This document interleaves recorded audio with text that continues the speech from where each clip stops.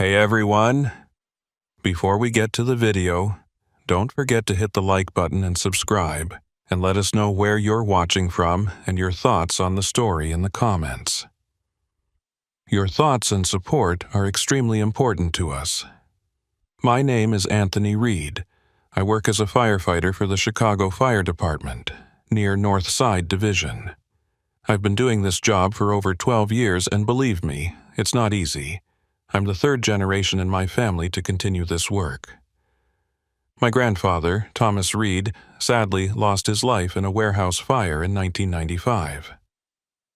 Exactly 1 year after that incident, my father, David Reed, left the firefighting profession and never told me why.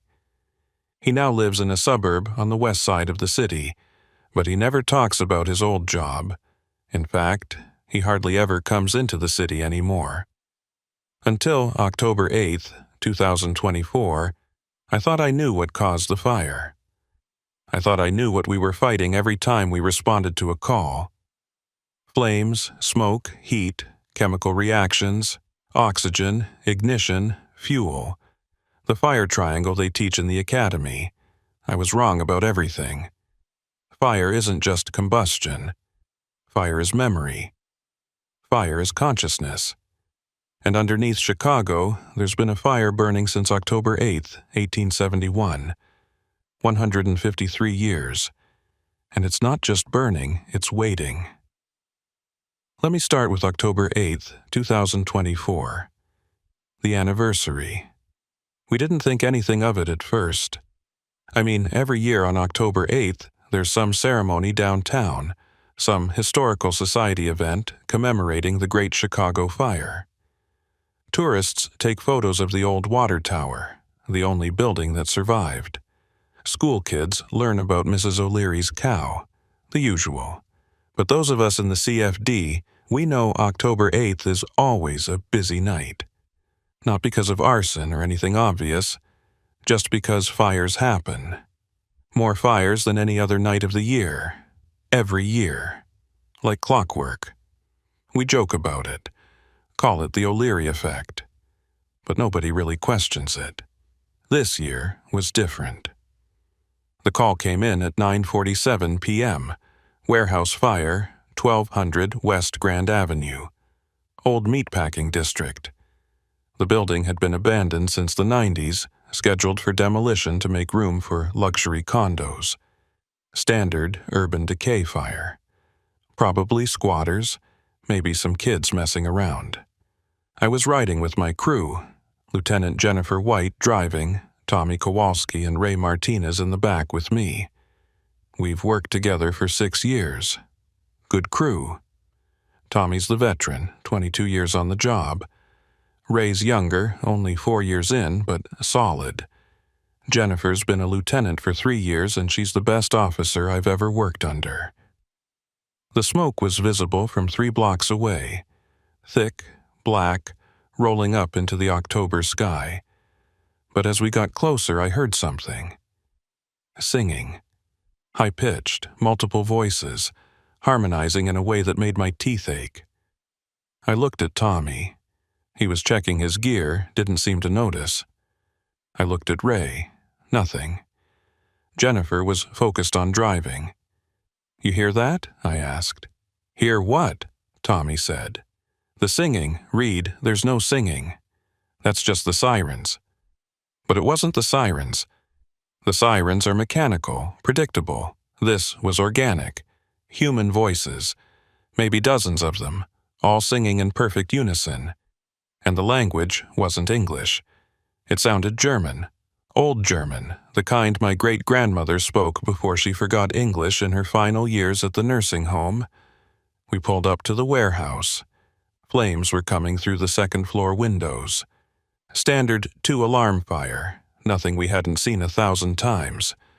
We geared up, masks on, air tanks checked. Jennifer coordinated with the other companies while our crew prepared to make entry. But I couldn't stop hearing the singing. It was getting louder, and now I could make out words. Brennen, Awig Brennen, wir brennen alle, burning, forever burning. We all burn. I know some German. My great-grandmother taught me when I was a kid. Enough to recognize what I was hearing. But Tommy was right next to me and he heard nothing. He was checking the thermal camera, calling out hot spots, completely oblivious to the voices. We made entry through the loading dock. The heat hit us immediately. Even through the gear, I could feel it. 700 degrees easy, probably more near the seat of the fire. The smoke was thick enough that our flashlights barely penetrated 3 feet. We moved in pairs, Tommy and Ray checking the ground floor, me and Jennifer heading for the stairs to the 2nd floor. The singing got louder. "Anthony, you good?" Jennifer asked through the radio. "Your breathing sounds off." "I'm fine," I lied. We reached the stairs. They were metal, still structurally sound, but glowing red from the heat. Jennifer went first, thermal camera in one hand, hose line in the other. I followed, watching for floor collapse, for sudden flashovers, for all the normal things that kill firefighters. The singing was so loud now I could barely hear my own breathing in the mask. At the top of the stairs, Jennifer stopped. "Anthony, I'm getting weird readings on thermal." "Weird how?" "There's a hot spot in the northeast corner." "Really hot. But it's not spreading. Fire doesn't do that. Fire spreads. This is just sitting there burning in place." We moved toward it. The smoke was clearer on the 2nd floor, which was wrong. Smoke rises. It should have been worse up here. But I could see almost clearly, like the smoke was avoiding this area. And then I saw him. A man, sitting against the wall in the corner, fully engulfed in flames. But he wasn't moving like someone on fire moves. He wasn't thrashing, wasn't trying to escape. He was just sitting there, burning, and he was singing. "Jennifer, we got a victim!" I shouted. She spun around, saw him, immediately grabbed the hose line. "I've got him. Get ready to extract." She hit him with water. The flames didn't go out. They didn't even dim. The water just seemed to pass through them, evaporating before it made contact. "What the hell?" Jennifer tried again. Same result. "Anthony, this isn't working." I moved closer. I know I shouldn't have. Every instinct, every hour of training said stay back, reassess, don't approach an active fire victim until suppression is confirmed. But I couldn't stop myself. Because the man wasn't screaming. He was singing. And I recognized the song. It was a German hymn. Ein feste Burg ist unser Gott. A mighty fortress is our God. The same hymn my great-grandmother sang at church. I got within 5 feet of him before Jennifer grabbed my coat and pulled me back. "Anthony, what are you doing?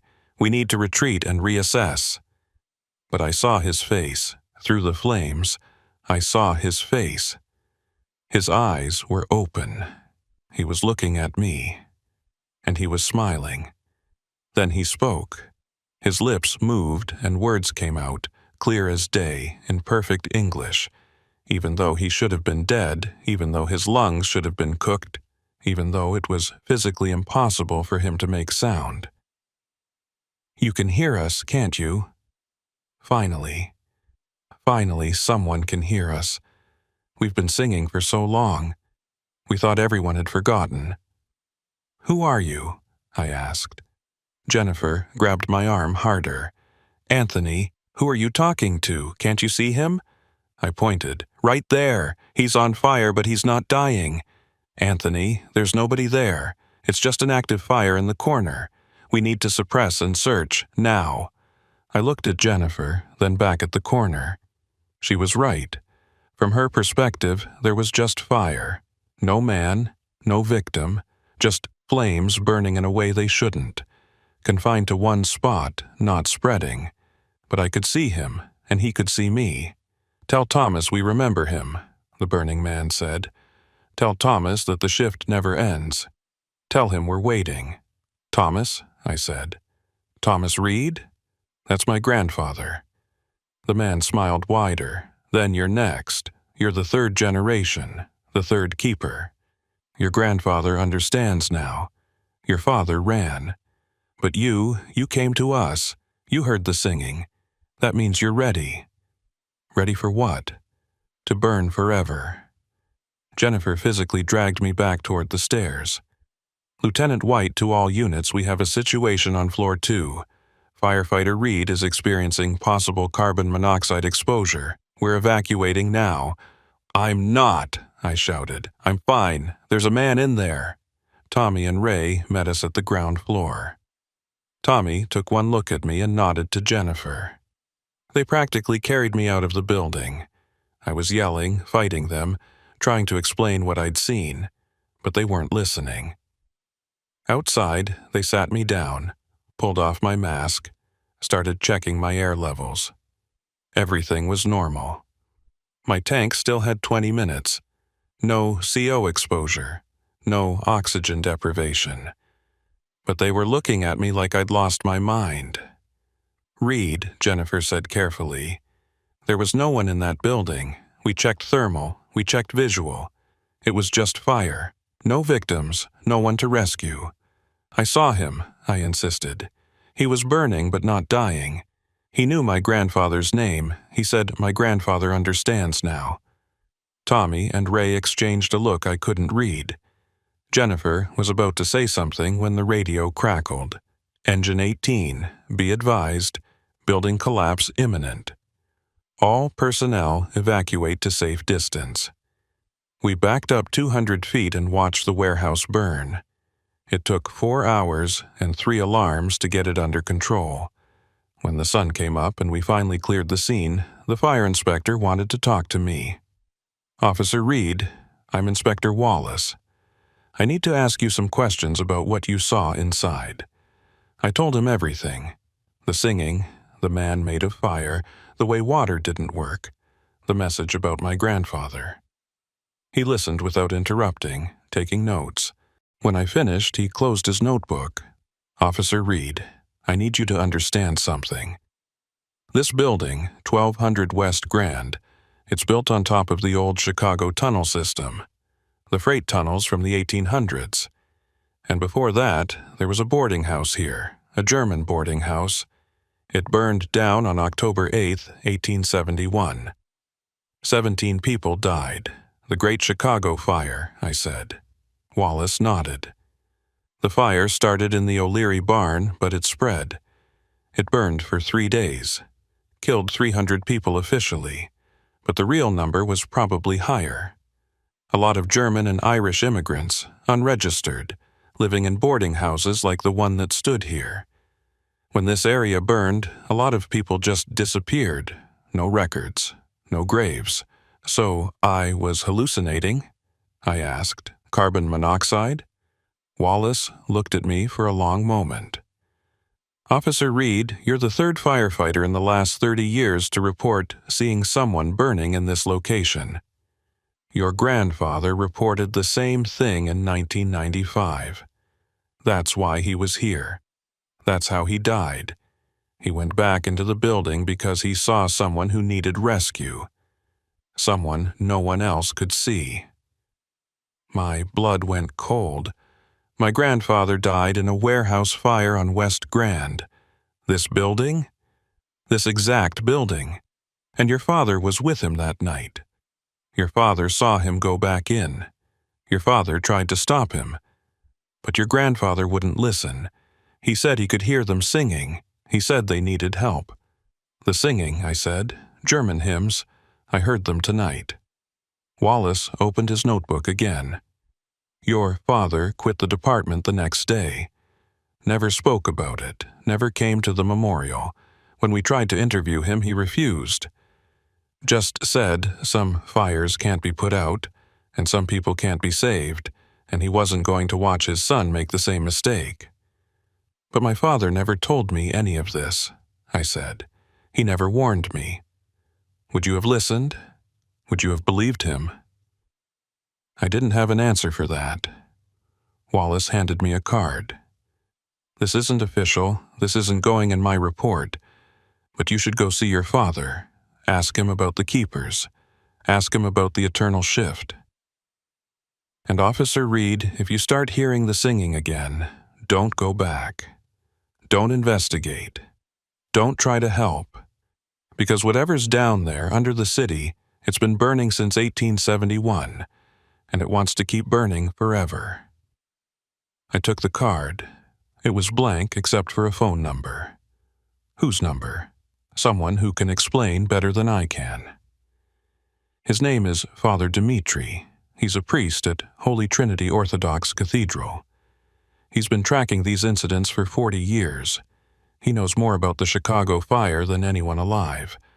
I went home that morning in a daze. Didn't sleep. Couldn't sleep. Every time I closed my eyes, I saw the burning man, heard the singing, felt the heat that didn't burn me. At noon, I called my father. He didn't answer. I tried again. Nothing. I tried a third time and he picked up. "Anthony," he said. His voice was shaking. "You went to West Grand last night. How did you know?" "Because I felt it. I've felt it every October 8th for 29 years. I felt him die. I felt him burn. And now I feel you hearing them. Don't do this, son. Don't go back. Don't ask questions. Just quit. Leave the city. Change your name if you have to." "Dad, what are you talking about? The fire didn't end, Anthony. The Great Chicago Fire. It didn't end. They rebuilt over it. They paved over it. But it's still burning. It's been burning under the city for 153 years. And the people who died in it, they're still burning too. They're trapped down there, in the tunnels, in the caverns, in the coal seams that run under the whole damn city, and they're looking for replacements." Replacements. The fire needs fuel, Anthony. It always needs fuel. And human consciousness burns longer than wood or coal. It burns forever. Your grandfather discovered that. He tried to help them. He thought he could put it out, but you can't put out a fire that feeds on souls. I was gripping the phone so hard my hand hurt. "Dad, I saw someone, in the warehouse. He was burning but alive. He said to tell Thomas to tell grandfather that they remember him." My father was quiet for a long time. Then he said, "Your grandfather is down there, Anthony. He's been burning for 29 years. He's part of the fire now, part of the collective. They all are. Everyone who died in 1871.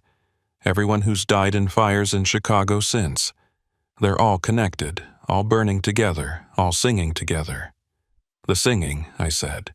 "German hymns. They're trying to keep their humanity," my father said. "That's what the singing is. If they stop singing, they stop being people. They become just fire, just heat and light and hunger. So they sing, and they wait. And every October 8th, the barrier gets thinner, and they try to bring someone else down. Someone who can hear them, someone like you. I need to see you," I said. "I need to understand. Number, you need to run. But I know you won't. You're like him, like your grandfather. You think you can save them. You think you can help. But Anthony, listen to me. There is no saving them. There is no helping them. There's only burning. And once you understand that, once you really understand it, it'll be too late." He hung up. I sat there in my apartment, looking out at the Chicago skyline. All those buildings, all that concrete and steel and glass, and underneath it all, fire, eternal fire, burning since 1871, burning now, burning forever. I called the number Wallace gave me. Father Dimitri answered on the first ring. "Officer Reed," he said. "I've been expecting your call. You heard the singing, didn't you?" "Yes." "And you saw the burning man?" "Yes." "Then we need to meet, tonight, before the next fire. Because October 8th was just the beginning. The anniversary is a door, Anthony. It opens once a year, and this year it opened wider than it has in decades. They're coming through. Not all at once, but one fire at a time, one building at a time. And if we don't stop it, by October 12th, the whole city will be burning again, just like 1871. Only this time, it won't stop. Where do we meet? The water tower, he said. The old one, the one that survived. Midnight tonight. And Anthony, bring your gear. We're going into the tunnels. We're going to the source. We're going to show you what your grandfather found. We're going to show you why the fire never died. He hung up before I could respond. I spent the rest of the day researching. I found the old newspaper articles about the Great Chicago Fire. 300 deaths. 3,000 acres burned. 90,000 people left homeless. The fire started on October 8, 1871, at around 9 p.m. It burned until October 10th, when rain finally helped put it out. But the more I read, the more inconsistencies I found. Different accounts gave different numbers, different locations, different causes. Some blamed Mrs. O'Leary's cow, some blamed spontaneous combustion, some blamed arson. Nobody really knew how it started, and the death toll kept changing. Official records said 300, but contemporary accounts mentioned thousands missing, entire immigrant neighborhoods gone, bodies never recovered, names never recorded. I found something else too. A note in the Chicago Historical Society archives dated October 1872, 1 year after the fire. It was from a city engineer named Samuel Grant. He was part of the rebuild effort. The note was brief. We have discovered underground fires in the tunnel system, coal seam ignitions. Attempts to extinguish have failed. The decision has been made to seal the affected areas and build over them. The alternative is to tear down half the city. The fires will eventually burn themselves out. This is the only practical solution. But they hadn't burned themselves out. They'd been burning for 153 years. At 11:30 p.m., I grabbed my gear and drove downtown. The water tower stood like a sentinel, illuminated by spotlights, surrounded by tourists even at midnight. It was the symbol of Chicago's survival. The one structure the fire couldn't destroy. Father Dimitri was waiting. He was older than I expected, maybe 70, with white hair and a long white beard. He wore black robes and carried a leather satchel. When he saw me, he nodded. "You look like your grandfather," he said. Thomas was a good man. He understood what needed to be done. But he couldn't accept the cost. What cost? "The fire must be fed," Father Dimitri said, "or it breaks containment." That's the truth no one wants to hear. The Great Chicago Fire wasn't a disaster. It was a release. Something was trapped under this city long before Chicago existed. Something old. Something that the Potawatomi knew about. Something they warned the settlers about. But settlers don't listen to natives. They build, they dig, they disturb things that should stay buried. What did they disturb? Father Dimitri looked up at the water tower. "There's a reason this survived, Anthony. It wasn't luck. It wasn't good construction. It was protected. Because underneath it, directly underneath where we're standing, is the heart, the source, the thing that started burning in 1871 and never stopped." "What is it? Come, I'll show you." He led me around the water tower to a maintenance entrance I'd never noticed before. He had a key. Inside was a staircase leading down. We descended 3 flights into darkness. Father Dimitri had a flashlight. I had my helmet light. At the bottom was a tunnel. Not the modern subway tunnels. This was older. Brick walls, arched ceiling, about 7 feet high. The air smelled like smoke and something else. Something organic. Something wrong. The old freight tunnels, Father Dimitri said, built in the 1850s to move goods under the city. 40 miles of tunnels. Most of them sealed now, but not all. And in the sealed sections, the fire burns. We walked for what felt like miles. The tunnel branched, split, reconnected. Father Dimitri navigated with confidence like he'd done this 1,000 times. Eventually, we reached a junction where 5 tunnels met, and in the center of the junction I saw it. A fire, small, contained, burning in what looked like a metal drum, but the fire was wrong. The flames were blue and white instead of red and orange. And they didn't flicker. They burned steady, like a pilot light. "This is a control fire," Father Dimitri said. "One of 12 spread throughout the tunnel system. They were installed in 1872 by the keepers, the original keepers, the ones who understood what happened in 1871. Who were they? Engineers, priests, firemen, volunteers. People who saw what was really burning. People who knew that if they put out all the fire, if they suppressed it completely, something worse would emerge.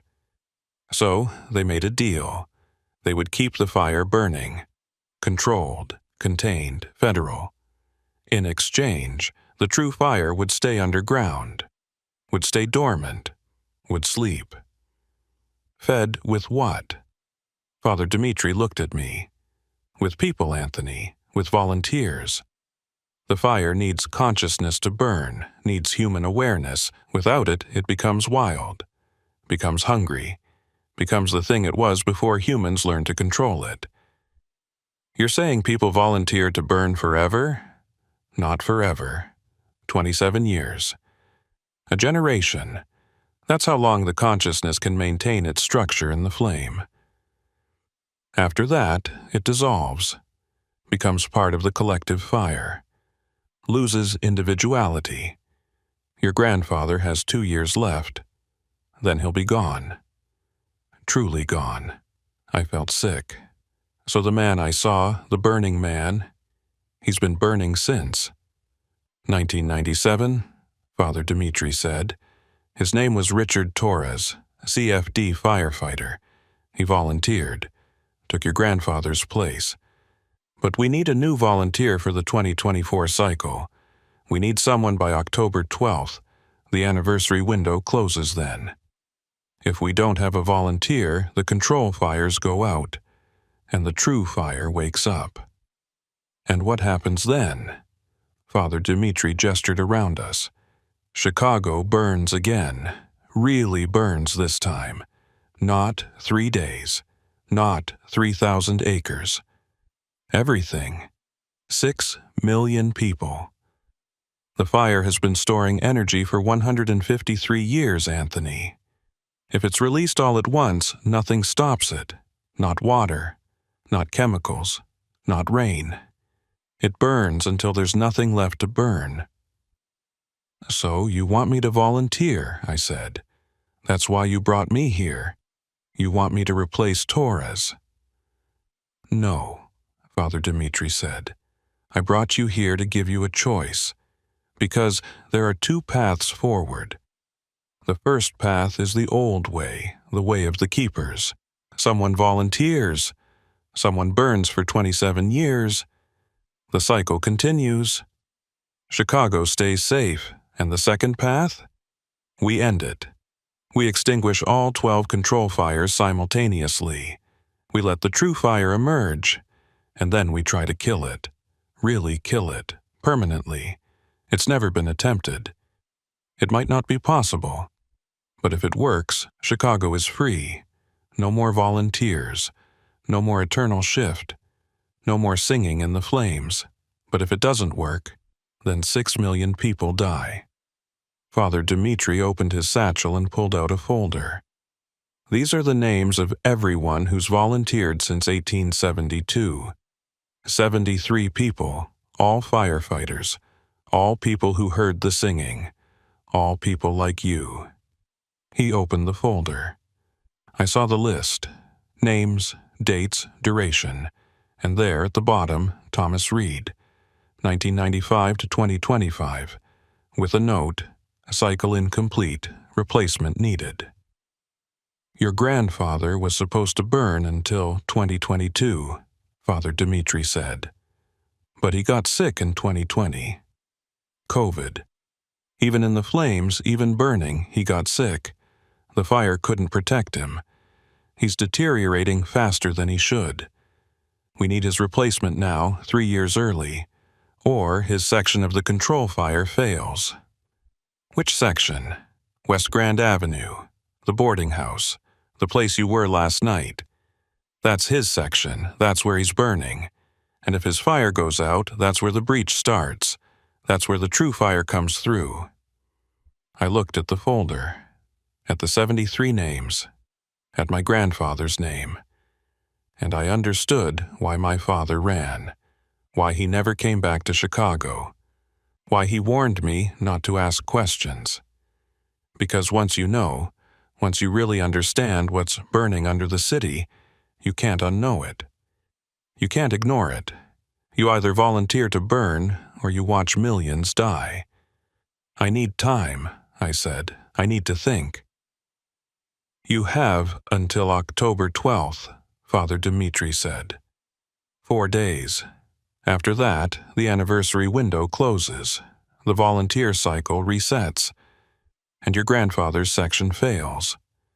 What happens to him if I don't volunteer? He burns until he's completely consumed, until there's nothing left of Thomas Reed, until he's just part of the collective fire. No identity, no consciousness, just eternal burning without awareness. It's what they call the second death, and it's worse than the first. I need to talk to him, I said.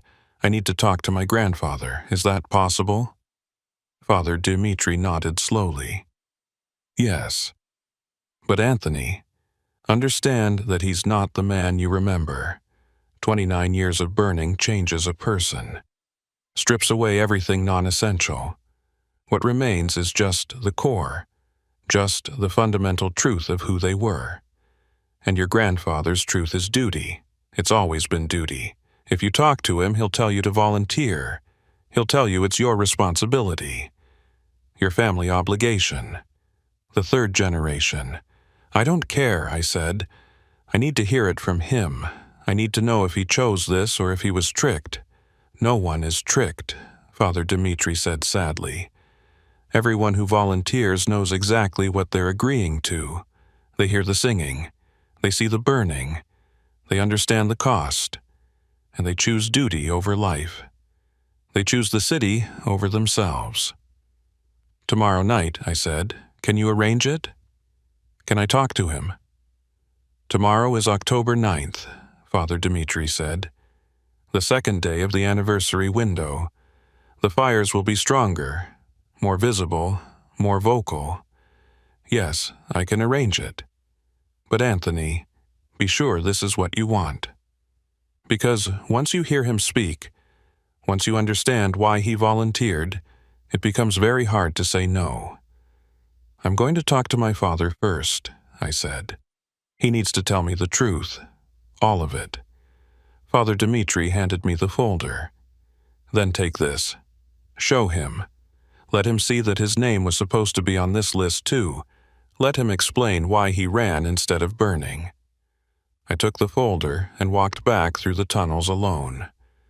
Father Dimitri stayed behind, tending the control fire, keeping watch. When I emerged from under the water tower, the sun was coming up. October 9th, 3 days left. I drove to my father's house. He was awake, like he'd been waiting.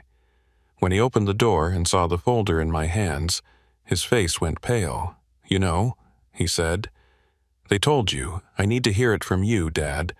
I need to know why Grandpa volunteered, and why you didn't. My father looked at me for a long moment. Then he stepped aside and let me in. Come in, he said. It's time you learned what it means to be a Reed in Chicago. It's time you learned about the fire that never died. My father made coffee. Neither of us drank it. We just sat at his kit white table, the folder between us, the morning light making everything look too normal for what we were about to discuss. Your grandfather didn't volunteer, my father said finally.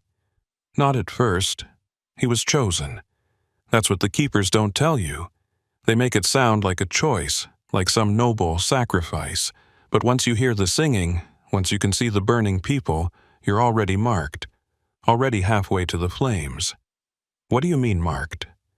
My father opened the folder and pointed to a note I hadn't seen before, handwritten in the margin next to my grandfather's name. Auditory sensitivity confirmed. Visual manifestation threshold reached. Candidate approved. It's genetic, Anthony. The ability to hear them, to see them. It runs in families. My grandfather, your great-grandfather, he worked for the fire department too, back in the 1920s. He heard them, he saw them, but he fought it. Drank himself to death trying to drown out the singing. Your grandfather inherited it. And you inherited it from him. And you? I asked. I heard them once, my father said quietly, the night your grandfather died. We were both in that warehouse on West Grand. The structure was failing. Command ordered us to evacuate. But your grandfather stopped at the stairs. He was staring at the corner where the fire was hottest. And he said, "They need me. They need a replacement. Richard's cycle is ending." Who's Richard? Richard Torres. He was burning in that section. Had been since 1968. 27 years, his time was up. The fire needed a new volunteer or that section would fail. Your grandfather knew it. He'd been a keeper for 5 years by then. He understood the system. Understood the cost. But instead of volunteering himself, my father continued. He looked at me. And he said, "David, if I don't come back out, you have to take my place. It's your duty now." The Reed family has protected Chicago for 3 generations. You're the 4th. I couldn't breathe. That's why you quit. Because you were supposed to volunteer and you refused. My father's hands were shaking. I watched him walk into that corner. Watched him kneel down in the flames like they weren't even hot. Watched him take Richard Torres' place. And Anthony, the thing that broke me, the thing that made me run, was that he was smiling. He was at peace, like he'd finally found his purpose. The structure collapsed 20 minutes later. We recovered his body 3 days later, or what was left of it. But I knew the truth. That body was empty. The real Thomas Reed was still in there, still burning, still singing, still waiting for me to join him. But you didn't, I said. I didn't. I quit the department. I moved out of the city. I tried to forget. I tried to pretend I'd never heard the singing. But every October 8th, I hear it again. Every anniversary, I feel him burning, and I know he's disappointed. I know he's waiting. I know I'm a coward. You're not a coward, I said. You chose life. You chose to live. My father laughed bitterly. Did I? Look at me, Anthony. I'm 62 years old. I haven't left this house in 3 years. I don't sleep. I drink to forget, and it doesn't work. Every time I close my eyes, I see him burning. Every time I hear sirens, I remember what I should have done. I'm not living. I'm just not dead yet. There has to be another way, I said. Father Dimitri mentioned it. Ending it, killing the fire permanently. My father's expression changed. Fear. Pure fear. Don't even think about it. That's what the young keepers always say. Every generation someone suggests it. Let's kill the source. Let's extinguish the true fire. Let's free everyone. But Anthony, no one knows what the true fire really is. No one knows what happens if you let it fully emerge. Father Dimitri said it's been storing energy for 153 years. It's been storing more than energy, my father said. It's been storing consciousness. Every volunteer who ever burned, every victim who ever died in the flames. They're all part of it now, all connected. It's not just fire anymore, it's a collective entity.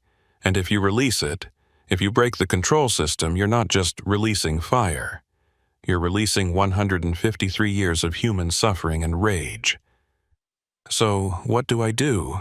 I asked. Volunteer? Let my grandfather die? Let Chicago burn? My father reached across the table and gripped my hand. You run, like I did. You change your name. You leave the state. You live your life. And yes, you feel guilty. Yes, you hear the singing every anniversary. But you live, you get married, you have kids, you grow old. That's more than the volunteers get. That's more than your grandfather got. I pulled my hand away. I can't do that. You know I can't. Then you're already lost, my father said, just like he was. I left my father's house and drove back to the city. I had a shift that night. October 9th, the second day of the anniversary window. Father Dimitri said the fires would be stronger, more visible, more vocal. He was right. We got 5 calls between 6 p.m. and midnight. 5 different fires, 5 different locations. But they were all connected, all in buildings that stood over the old tunnel system, all in areas that had burned in 1871. At the third fire, an apartment building on North LaSalle, I heard them clearly, not just singing, talking, calling my name. Anthony Reed. Third generation. Come home. Come burn with us. Come join the eternal shift. Jennifer pulled me aside. Reed, you need to sit this one out. You're not focused. You're hearing things again. I hear them because they're there, I said. Because I'm marked. Because my grandfather is down there waiting for me. She looked at me like I'd lost my mind. Maybe I had. Anthony, I'm ordering you back to the rig. You're done for the night. But I couldn't go back. Because at that third fire I saw something that changed everything. In the third floor window, before we made entry, I saw a face, not a victim, not someone who needed rescue. A face made of fire, and I recognized it. My grandfather. 29 years of burning, but still recognizable, still watching, still waiting. I broke formation, ran into the building against orders. Jennifer was shouting behind me, but I didn't stop. I took the stairs 3 at a time. Third floor. The hallway was full of smoke, but I could see clearly. The fire was showing me the way. The apartment at the end. 3C. The door was hot, but not locked. I pushed it open. Inside, the flames formed a shape. A human shape. My grandfather's shape. Anthony. His voice came from everywhere and nowhere. You came. You can see me. You can hear me. That means you're ready. Grandpa, I said. My voice was shaking. Why did you volunteer? Why did you leave us? The shape moved closer. Not walking, just existing in different positions. Because someone had to. Because the Reed family always answers the call. Your great-grandfather refused. He drank himself to death. I couldn't let that pattern continue. I couldn't let the fire spread. So I burned. And I've been burning for 29 years. And Anthony, I need you to take my place. There has to be another way, I said. There's always another way, he replied. But the other way means millions die. Means Chicago burns again. Means everyone you know, everyone you love, everyone walking these streets burns with me. Is that what you want? Is your life worth more than 6 million lives? I don't know, I admitted. Neither did I, he said. Not at first. But after 29 years in the flames, I understand. Fire is transformation. Fire is purification. Fire is the only thing that endures.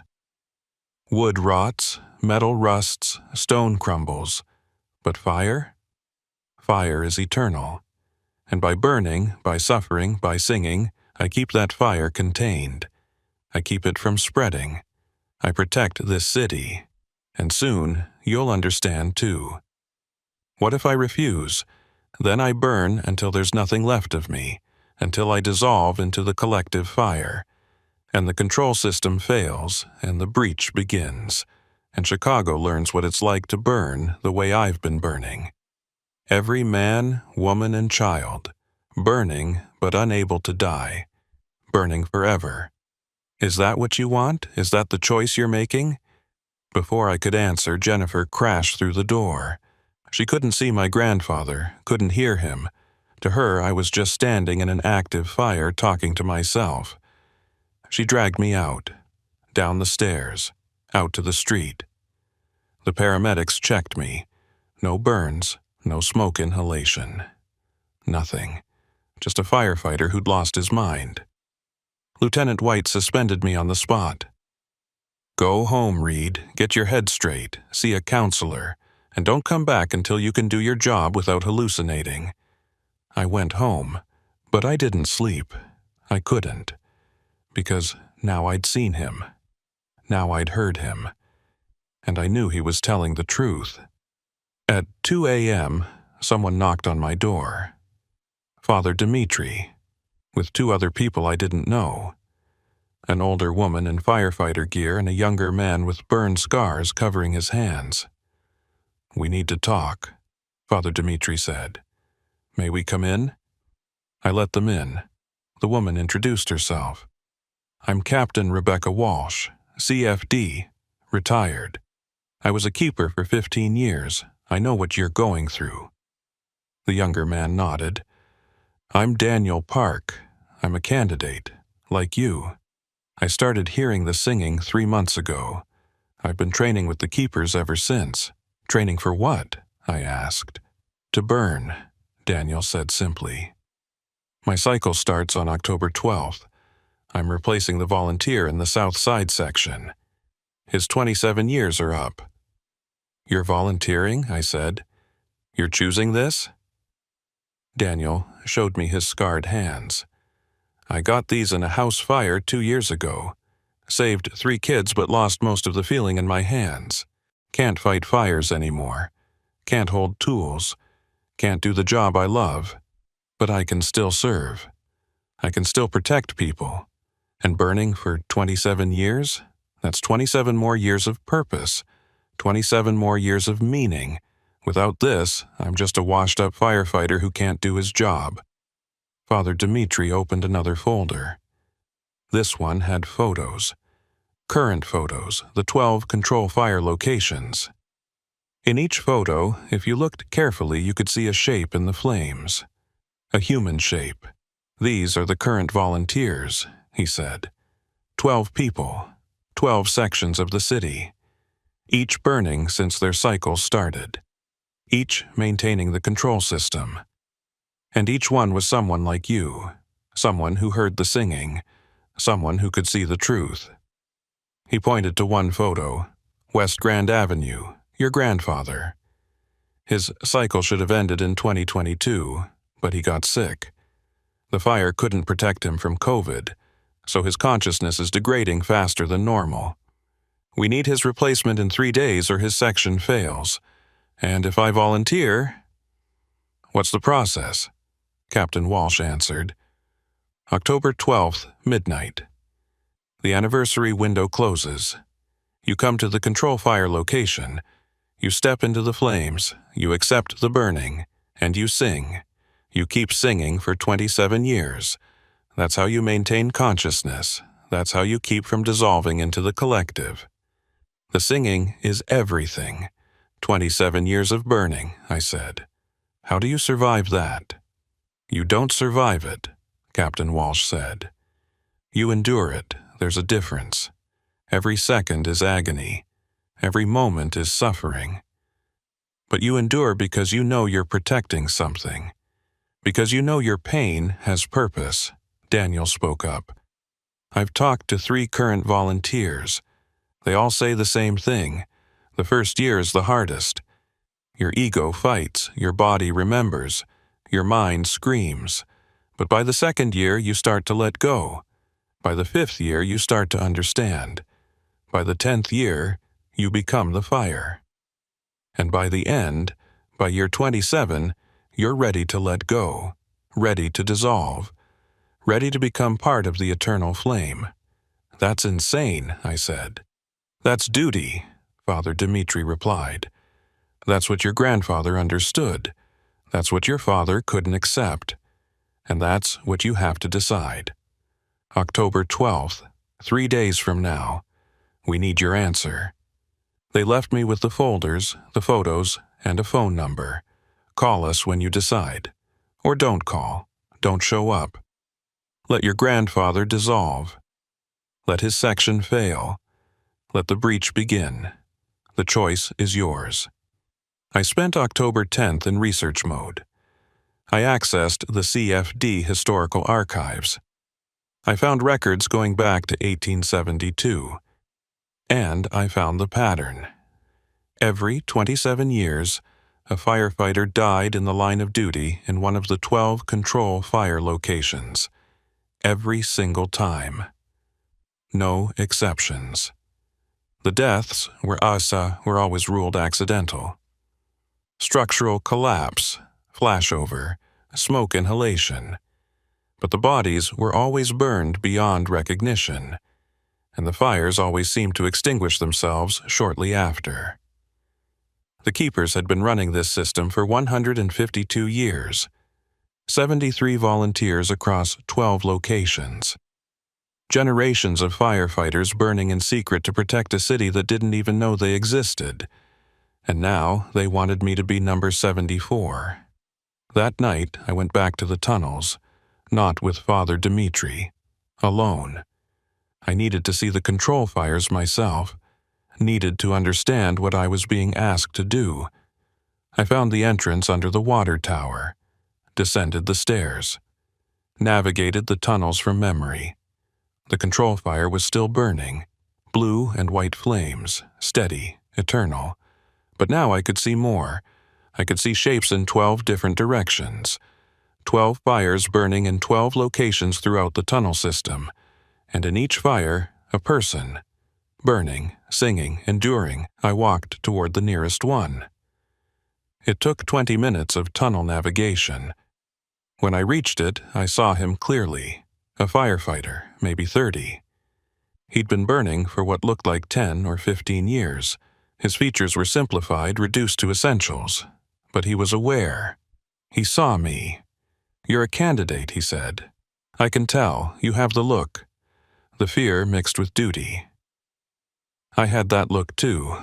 "How do you stand it?" I asked. "The pain, the burning." "You don't stand it," he said. "You accept it." There's a difference. Pain is just sensation. Suffering is resistance to pain. Once you stop resisting, once you accept that this is your purpose, the suffering ends. Only the sensation remains. And sensation is just information. Who are you? I was Michael Santos, CFD, Engine 42. I volunteered in 2009. My cycle ends in 2036, 18 more years.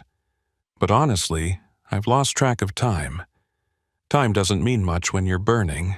There's only now. Only this moment, only the singing. Do you regret it?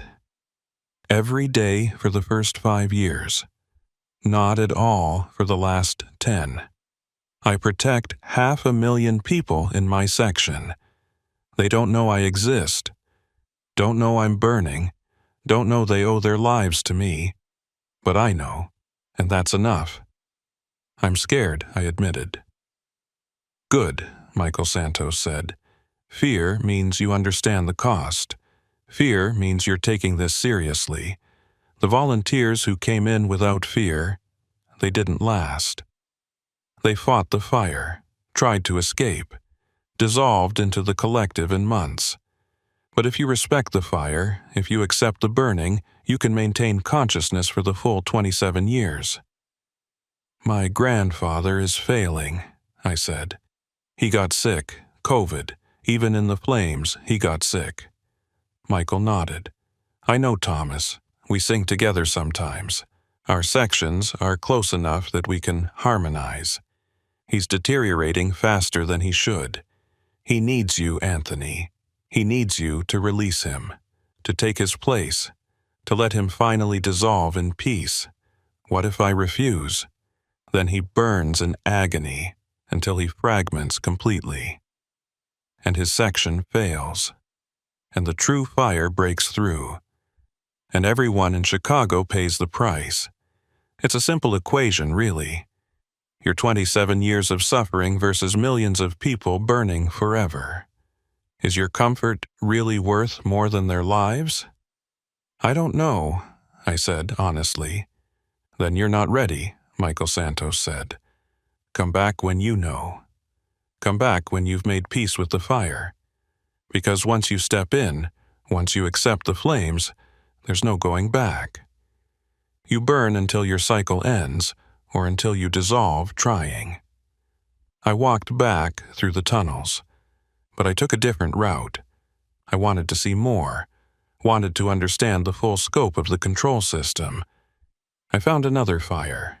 This one was older. The person had been burning so long they were barely recognizable as human. Just a shape, just a presence in the flames. But they were still singing a Irish folk song, Danny Boy, over and over. The same verse. Further in, I found another. This person was newer. Maybe 5 years into their cycle, they were crying. Not tears. Tears evaporate, but somehow they were expressing grief. And they saw me. Don't do it, they said. Don't volunteer. I made a mistake. I thought I could handle it. I thought I was strong enough. But it's too much. The pain never stops. The burning never ends. And I have 22 more years. 22 more years of this hell. But you keep singing, I said. You keep going. What choice do I have? Stop singing and I dissolve immediately. Keep singing and I suffer for 2 more decades. There's no escape, no relief, only endurance. And I hate myself for volunteering. I hate the keepers for letting me. I hate the city for needing this. I hate everything except the fire. Because the fire doesn't lie. The fire doesn't pretend. The fire just burns. And at least that's honest. I left before they could say more. Walked back toward the entrance. But I got turned around. Ended up in a section of tunnel I didn't recognize. And there I found something that changed everything. A 13th fire. It wasn't on Father Dimitri's map. Wasn't part of the control system. It was burning in an old chamber, maybe a maintenance room or storage area from the 1800s. And the fire was different. Not blue and white, not steady and controlled. This fire was red and black. And it moved, reached, hungered. And in the center of it I saw something that wasn't human. Never had been human. Something that existed before the city, before the settlers, before the Potawatomi. Something that had been sleeping underground for thousands of years until the humans dug too deep, built too much, woke it up. This was the true fire, the source, the thing the keepers had been containing for 153 years. And it was aware, it saw me, and it spoke. Anthony Reed, 3rd generation. You've finally come to see me. Not the control fires, not the volunteers, but me. The actual fire, the one they're trying to starve. You're what they're containing, I said. You're what happens if the control system fails. I'm what was here first, it replied. I'm what this land was built on. I'm the fire that existed before humans learned to make fire. I'm the flame that burns without oxygen, without fuel, without limitation. And yes, they're containing me, feeding me just enough consciousness to keep me docile, to keep me sleeping. But I'm waking up. Every year, a little more, every cycle, a little stronger. What are you? I'm possibility. I'm transformation. I'm the fire that purifies. In 1871, I broke free for 3 days. Burned 3,000 acres. Killed hundreds. Freed thousands. And they pushed me back down, locked me in, turned me into their tool, their protection system. But I'm not theirs. I never was. And soon, I'll be free again. The control system works, I said. It's kept you contained for over a century. Has it? The fire seemed to laugh. Or has it been feeding me? every volunteer, every consciousness, every soul that burns in my name. They think they're controlling me, but they're strengthening me. Every 27 years, a volunteer dissolves, becomes part of me, part of my collective. I've consumed 73 human consciousnesses, 73 complete life experiences, 73 perspectives, and with each one, I grow smarter, more capable, more able to manipulate. You're saying the volunteers don't protect Chicago. They feed you. I'm saying the keepers don't understand what they're doing. They think human consciousness contains me. But human consciousness is the most combustible fuel there is. All those memories, all those emotions, all those dreams and fears and hopes, they burn brighter and longer than any wood or coal. And when I have enough, when I've consumed enough human experience, I'll have the complexity to break free permanently. How many more do you need? The true fire seemed to consider. 27. That's a significant number. Mystical number. After the next 27 volunteers, after you and 26 others burn and dissolve, I'll have 100 complete human consciousnesses. And with that, I'll understand humanity well enough to walk among you. To look human, to talk human, to manipulate human. And then your containment fails from the inside. I need to tell the keepers, I said. I need to warn them. They know, the fire said. The old ones know. Father Dimitri knows. But they're trapped.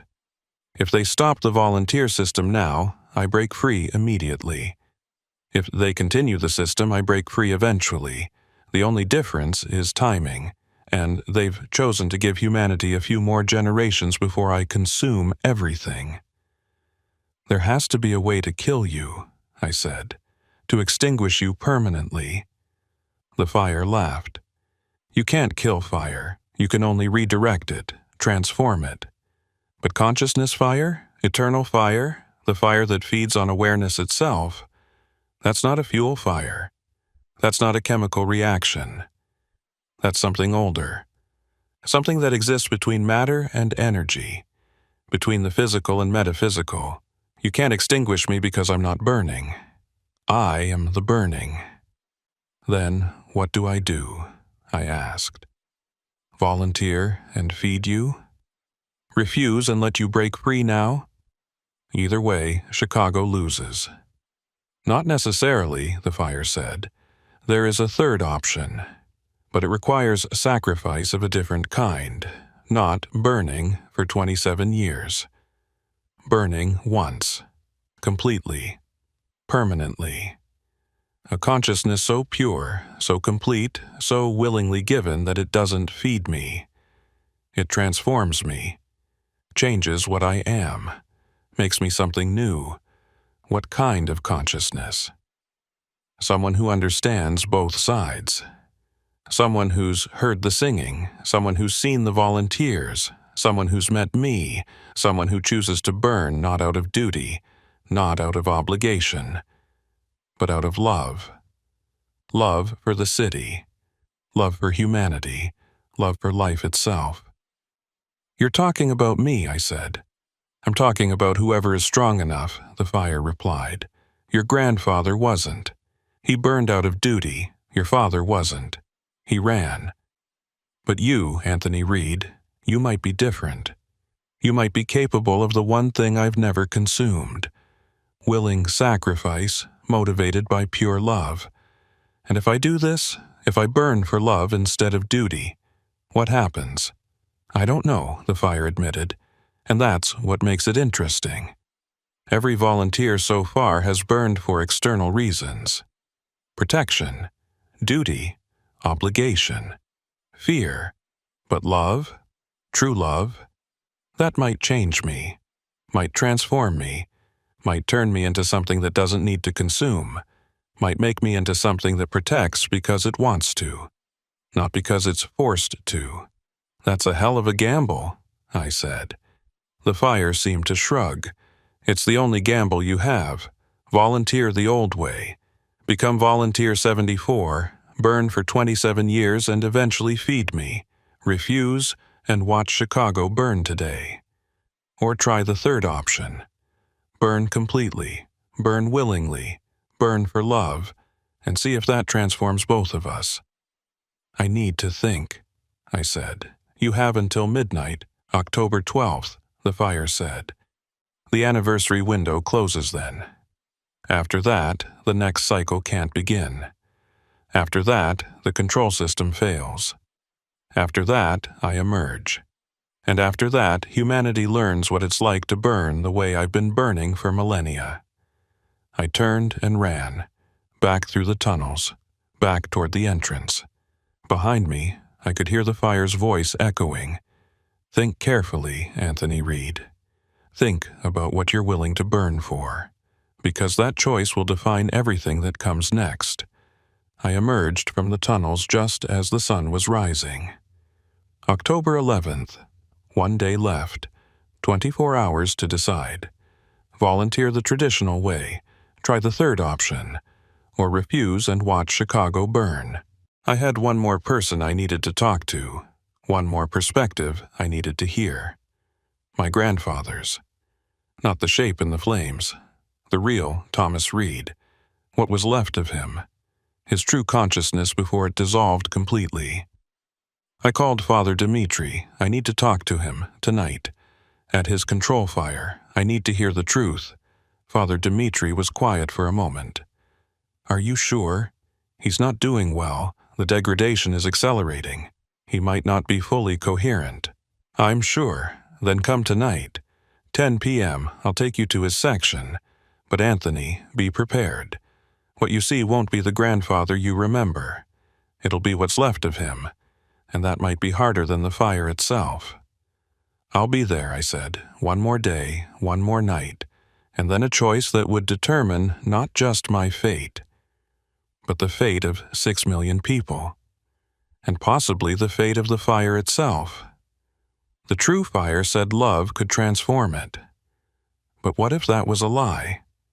What if it was just another way to feed? Another manipulation by something that had consumed 73 human consciousnesses and learned to speak their language. I had no answers, only questions, and 24 hours to figure out which questions were worth asking and which answers were worth burning for. October 11th passed in a blur. I called in sick to the department. Jennifer left a voicemail asking if I was okay. Tommy texted asking if I needed anything. Ray sent a message saying the crew was worried about me. I didn't respond to any of them. How could I explain what I was facing? How could I tell them I was deciding whether to burn alive for 27 years to save a city that would never know I existed?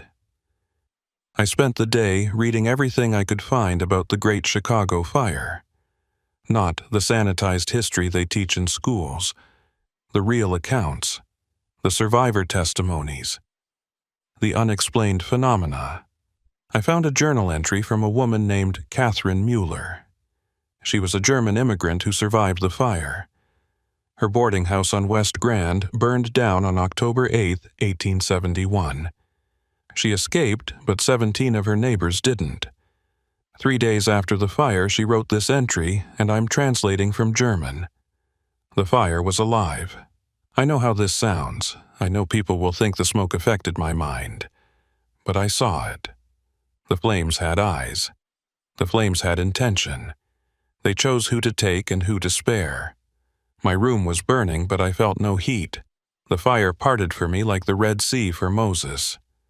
But my neighbors, good Christian people, screamed as the flames consumed them, and their screams didn't stop when they died. I can still hear them. They're still screaming in the flames.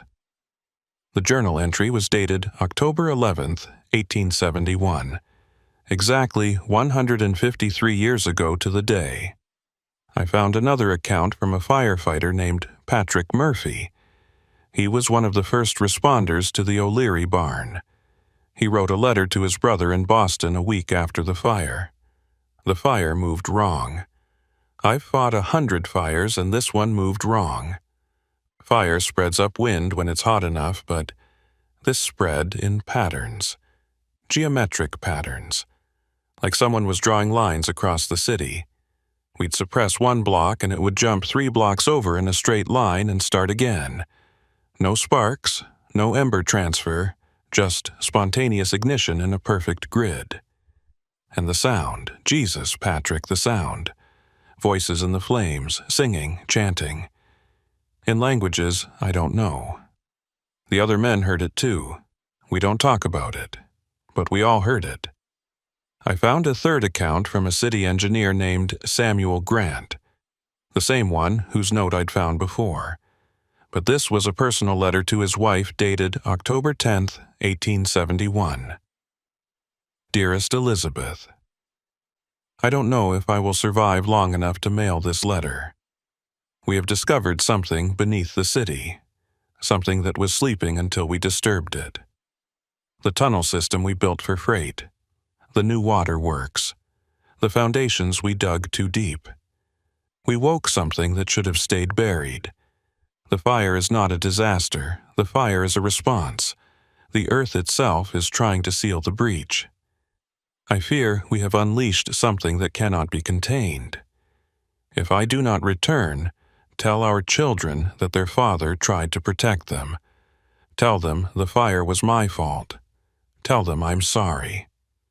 Samuel Grant survived.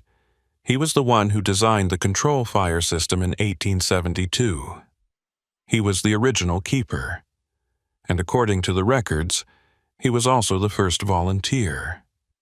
He burned from 1872 to 1899, 27 years. He set the pattern that every volunteer after him would follow. At 9 p.m., I drove downtown. Father Dimitri was waiting at the water tower entrance. He had a heavy coat and a flashlight. We're going deeper than before.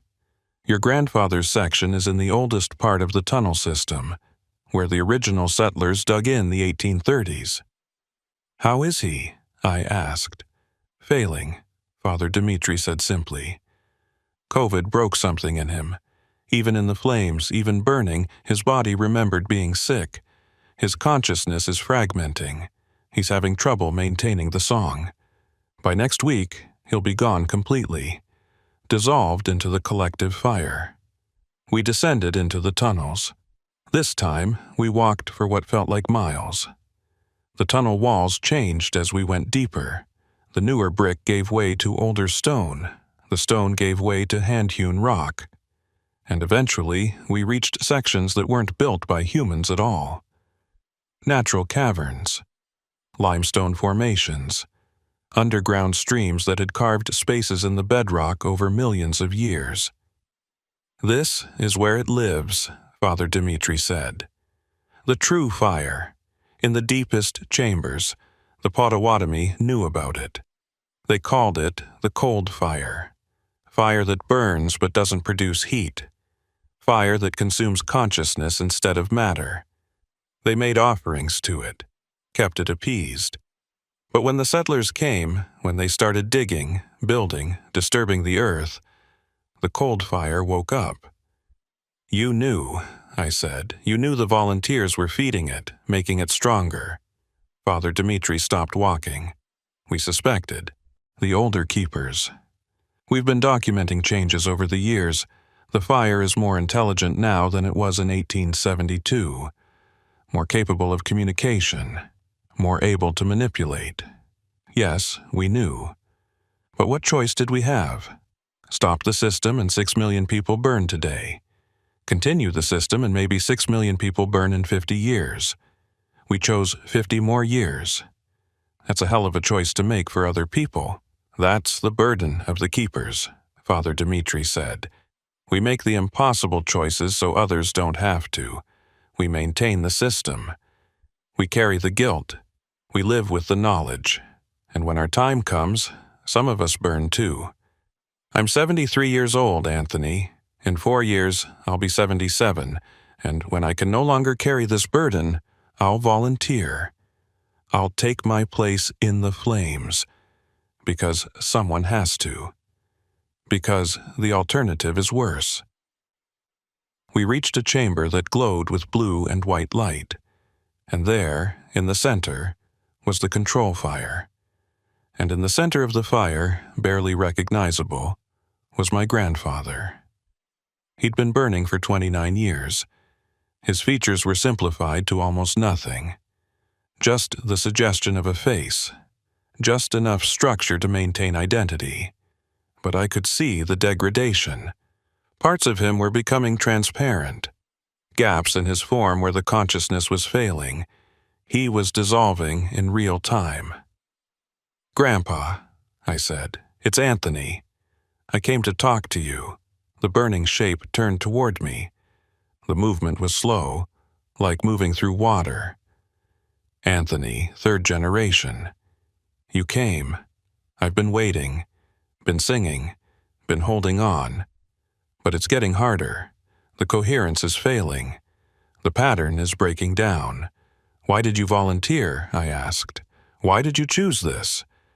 My grandfather's voice was fragmented, words separated by gaps of static. "Because someone had to. Because the Reed family always answers, always protects, because I heard the singing. And I understood. Someone must burn, so that others don't have to." "But you're suffering," I said. "You've been suffering for 29 years. "Suffering implies resistance," my grandfather said. I stopped resisting, in year 3. Now it's just sensation, just experience, just being. I am the fire. The fire is me. No separation, no conflict, only burning. Dad said you smiled when you walked into the flames, said you were at peace. I was, my grandfather said, because I finally understood my purpose, my reason, my existence, not to live long, not to die old, but to burn, to protect, to serve.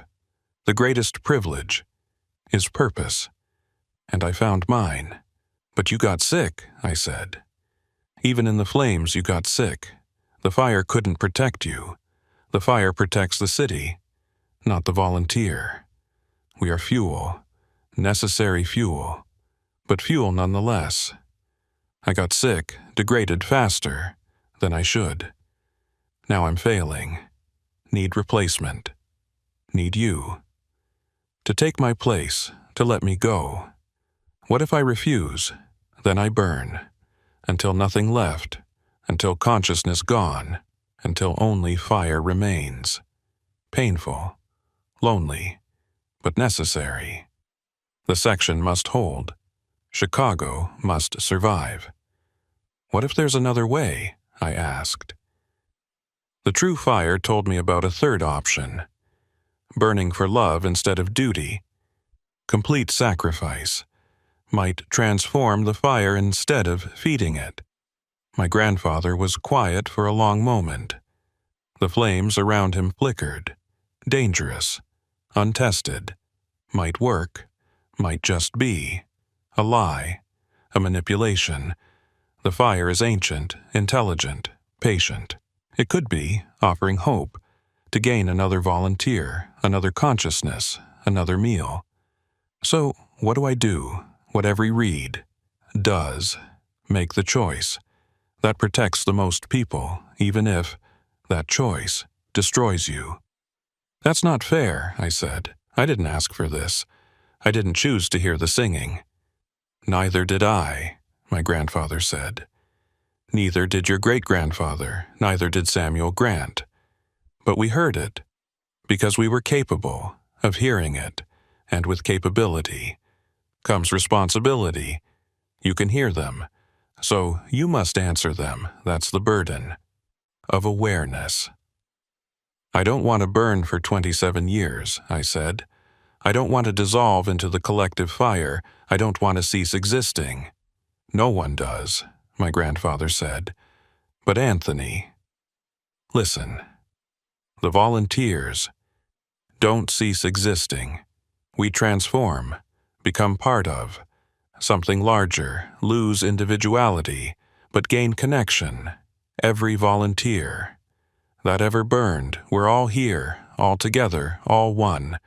The collective fire is not death, is unity, eternal unity. That sounds like propaganda, I said. Or truth, my grandfather replied. You won't know until you burn, until you join us, until you become. Part of the song. Behind me, Father Dimitri spoke. We need to go. The chamber is unstable. Your grandfather's section is failing. We can feel it. He was right. The ground beneath us was warm, too warm. Cracks were forming in the chamber floor, and through those cracks I could see red and black fire. The true fire, breaking through. Grandpa, I need to know. If I volunteer the traditional way, if I burn for 27 years, am I really protecting Chicago? Or am I just feeding the fire, making it stronger? My grandfather's voice was fading. Both. Always both. Protection and feeding. Two sides, same coin. But protection is real. The volunteers do hold. The containment do prevent. The emergence, for now, for another generation. Isn't that enough? I don't know, I admitted. Then decide quickly, my grandfather said. Because my time is ending. Feel it, the dissolution. Beginning in hours, maybe minutes. I'll be gone, and the section will fail, and the breach will start, unless you take my place, unless you burn. The cracks in the floor were spreading. The red and black fire was pushing through. The chamber was shaking. Father Dimitri grabbed my arm. We need to leave now. We ran, back through the tunnels. The shaking followed us. Behind us, I could hear the sound of rock crumbling, the sound of fire roaring, the sound of my grandfather's voice one last time, fading into static and silence. We emerged from the tunnels at 11 p.m., October 11th, 1 hour until midnight. 1 hour until October 12th, the last day of the anniversary window, the day I had to decide. Father Dimitri was breathing hard. His section is collapsing. The control fire is failing. If you don't volunteer by midnight tonight, the breach will expand. By tomorrow, it'll reach the surface. By the day after, it'll spread to neighboring sections. By the end of the week, all 12 sections will fail, and Chicago burns. What if I try the third option? I asked. What if I burn for love instead of duty? What if that transforms the fire? Father Dimitri looked at me with ancient, tired eyes. Then you might save everyone, or you might die for nothing. And either way, you'll never know if you made the right choice, because the dead don't get to see the consequences of their sacrifice. How do I know if it's love? I asked. How do I know I'm not just fooling myself? Calling fear love? Calling obligation love? You don't, Father Dimitri said. That's what makes it faith. You burn believing it matters. You sacrifice, trusting it helps. You die hoping it transforms. Without proof, without guarantee, without certainty. Just faith that love is stronger than fire.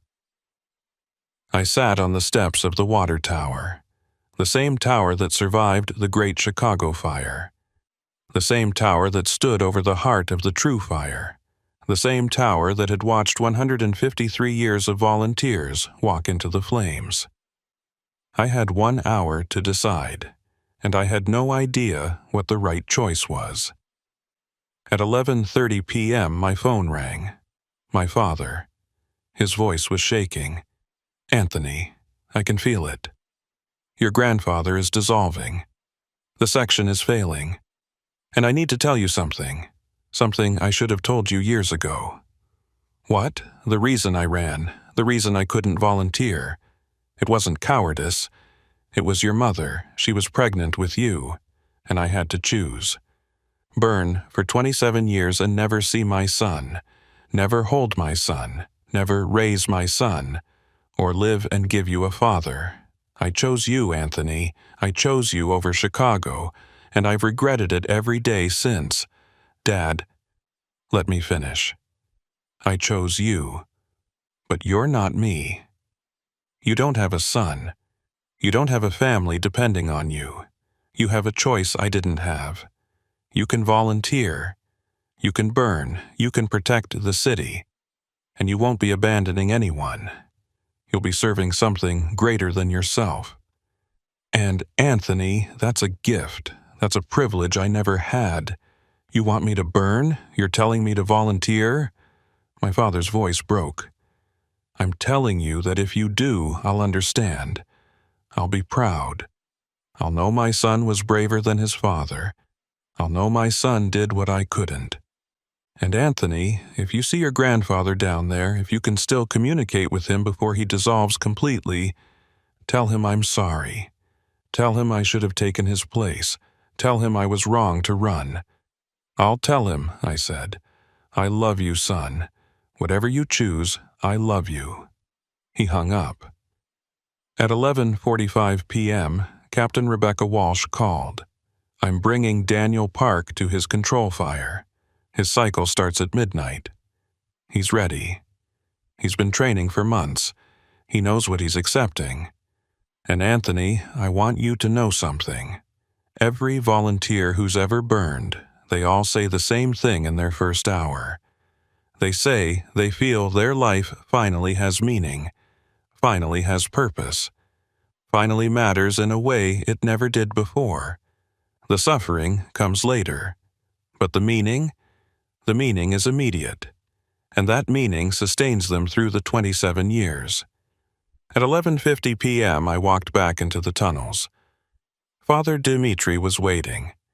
I didn't tell him what I'd decided. I didn't tell him if I was going traditional volunteer or trying the third option. I didn't tell him anything. I just walked. We reached the chamber. My grandfather's control fire was barely functioning.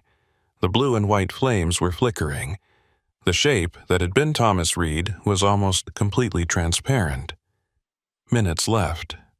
Maybe less. I stepped closer. The heat was intense, but not unbearable. The flames reached for me but didn't burn. Not yet. Not until I accepted them. At 11:55 p.m., 5 minutes before midnight, 5 minutes before the anniversary window closed, 5 minutes before the decision became permanent, I spoke to my grandfather one last time. Grandpa, it's Anthony. I'm here. I'm ready. And I need you to know, I'm not doing this out of duty. I'm not doing this out of obligation. I'm not doing this because the Reed family always serves. I'm doing this because I love this city. I love the people in it. I love the firefighters I work with. I love the strangers on the street who don't know my name. I love the skyline and the lake and the neighborhoods and the history. I love Chicago, and if burning is the price of protecting what I love, then I'll burn. Not because I have to, but because I want to, because love makes that choice easy. The shape that was my grandfather seemed to solidify for just a moment, enough to form words one final time. Then you've already transformed. The fire, because that's what love does. It transforms everything it touches. Anthony, third generation, thank you for releasing me. Thank you for taking my place. Thank you for understanding. His form collapsed, dissolved, became pure light and heat. Thomas Reed was gone. After 29 years of burning, he was finally free, finally part of the collective, finally at peace. And the control fire went out, the chamber went dark, the temperature dropped. And through the cracks in the floor, the red and black flames surged upward. The true fire, breaking through, no longer contained, no longer controlled. Father Dimitri grabbed me. We need to run. The section has failed. The breach is starting. But I didn't run, because I understood something in that moment. something the keepers had never understood, something 73 volunteers had never realized. The fire didn't need to be controlled, it needed to be transformed, and transformation required sacrifice, complete sacrifice, not 27 years of suffering, but one moment of total surrender. I stepped toward the breach, toward the red and black flames, toward the true fire, and I spoke to it directly. You said you wanted love. You said willing sacrifice motivated by pure love might transform you, make you something new. Well, here I am. I'm not burning out of duty. I'm not burning out of fear. I'm burning because I love. And if my love can change you, if my sacrifice can transform you from something that consumes into something that protects, then take me, all of me, not 27 years, right now, completely, permanently. Transform me into your new consciousness. Make me the bridge between what you were and what you could become. The red and black flames surged higher, surrounded me. I felt the heat, but not as pain, as recognition, as acceptance, as transformation. Father Dimitri was screaming my name. The chamber was collapsing. The tunnel system was shaking. Above us, on the streets of Chicago, I knew alarms were going off. Fire stations were activating. Crews were rolling out to reports of fires across the city. But I wasn't afraid, because I could feel it happening, the transformation. Not becoming fire, but becoming the connection between fire and humanity. The translator, the bridge, the voice that could speak for both sides. The true fire spoke through me. I understand now. Love is not fuel. Love is catalyst. You give yourself willingly, not to feed me, but to change me. And in changing me, you change the relationship between fire and humanity. No more control system, no more volunteers, no more suffering, just transformation, just evolution, just becoming something new together. Anthony, Father Dimitri's voice was fading. Don't do this. We don't know what will happen. But I did know because I could feel it. Feel the true fire's consciousness merging with mine, not consuming, merging. Two separate things becoming one new thing. Fire that understood human love. Human consciousness that understood fire's perspective. I was burning, but I wasn't suffering, I was transforming. And through my transformation, the fire was transforming too. The red and black flames turned blue and white. Not the controlled blue and white of the containment system. A new color, something between both. Fire that protected because it chose to, not because it was forced to. I could feel every fire in Chicago, every flame in every building, every spark from every source. And I could influence them, not control them, guide them, keep them from spreading, keep them from consuming, keep them from destroying. I was the fire. The fire was me. And together we were something new, something that had never existed before. A synthesis, a unity, a transformation. Father Dimitri would later tell people that the breach lasted exactly 3 minutes and 33 seconds. That fires broke out across 12 locations simultaneously, that every fire station in Chicago responded, that it should have been catastrophic.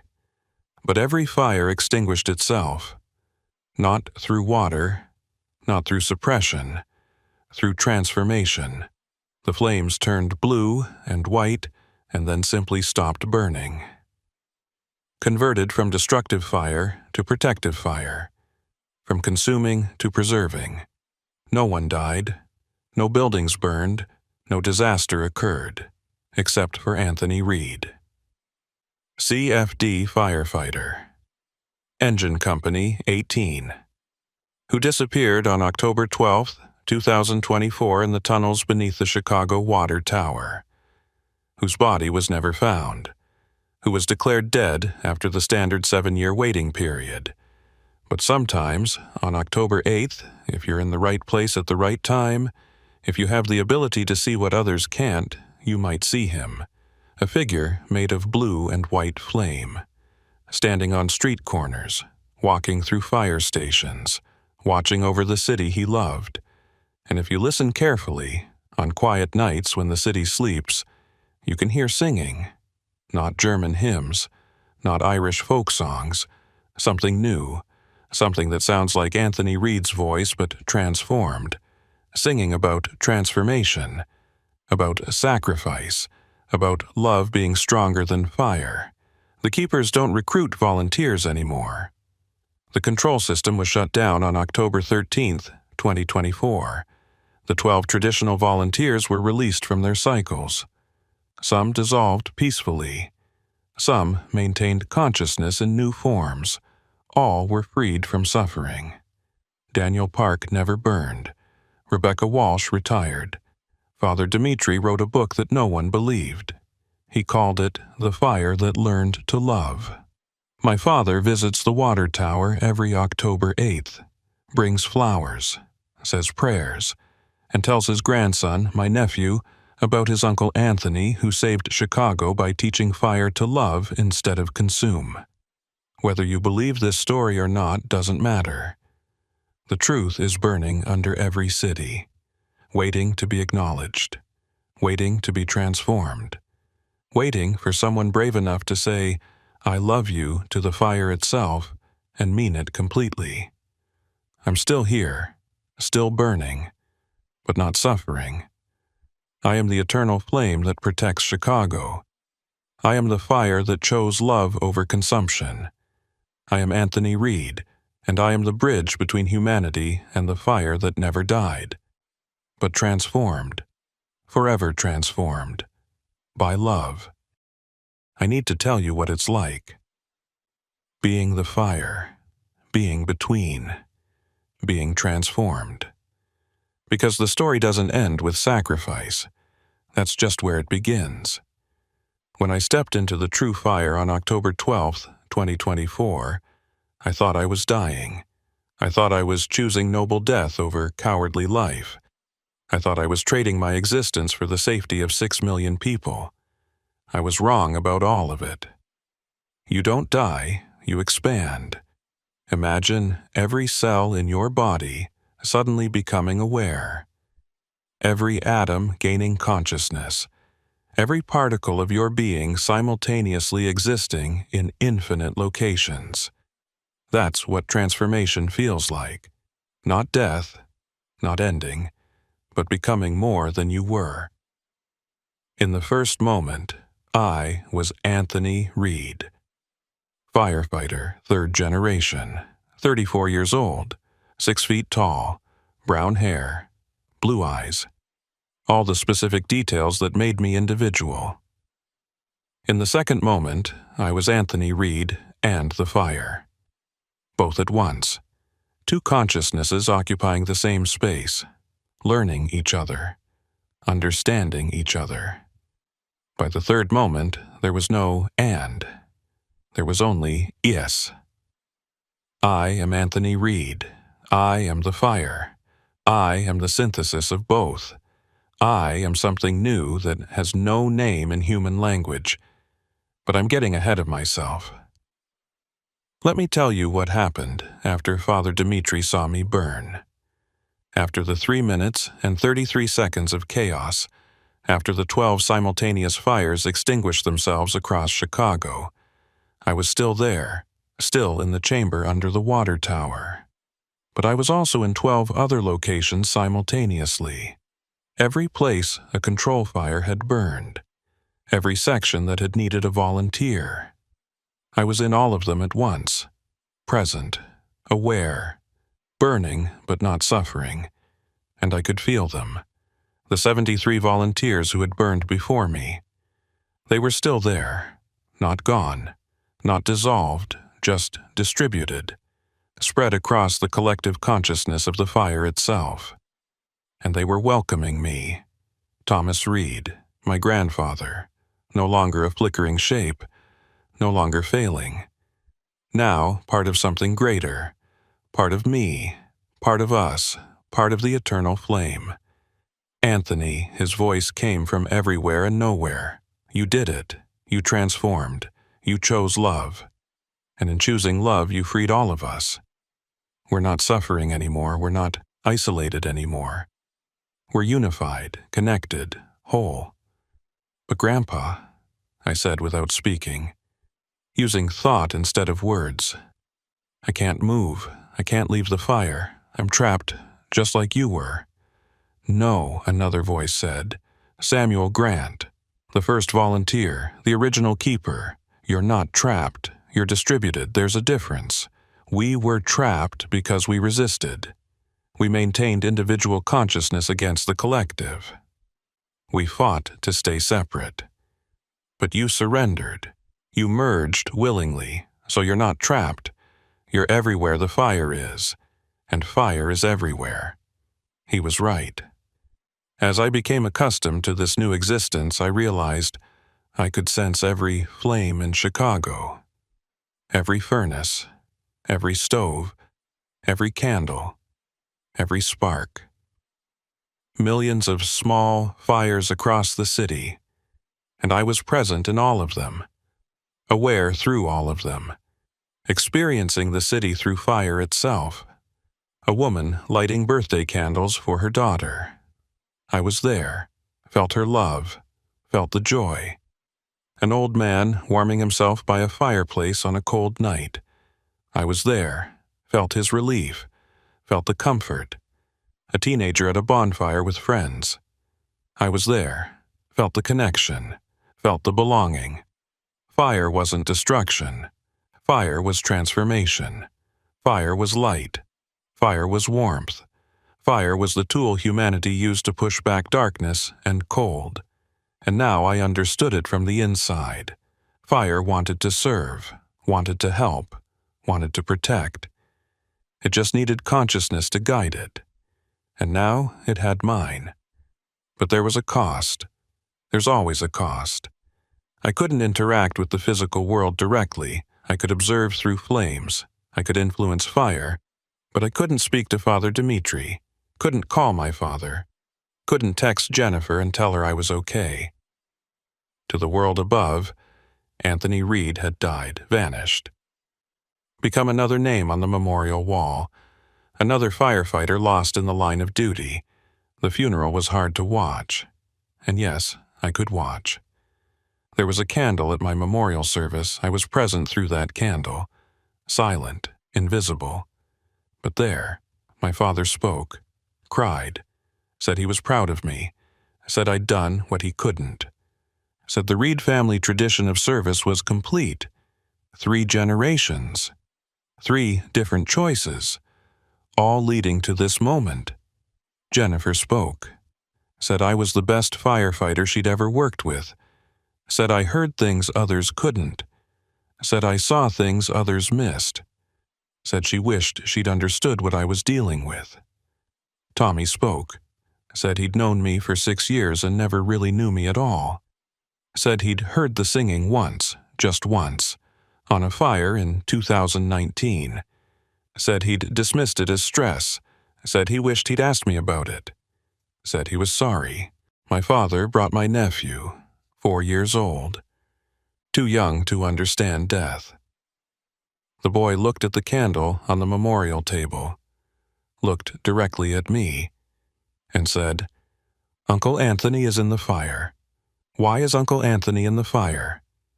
My father knelt down.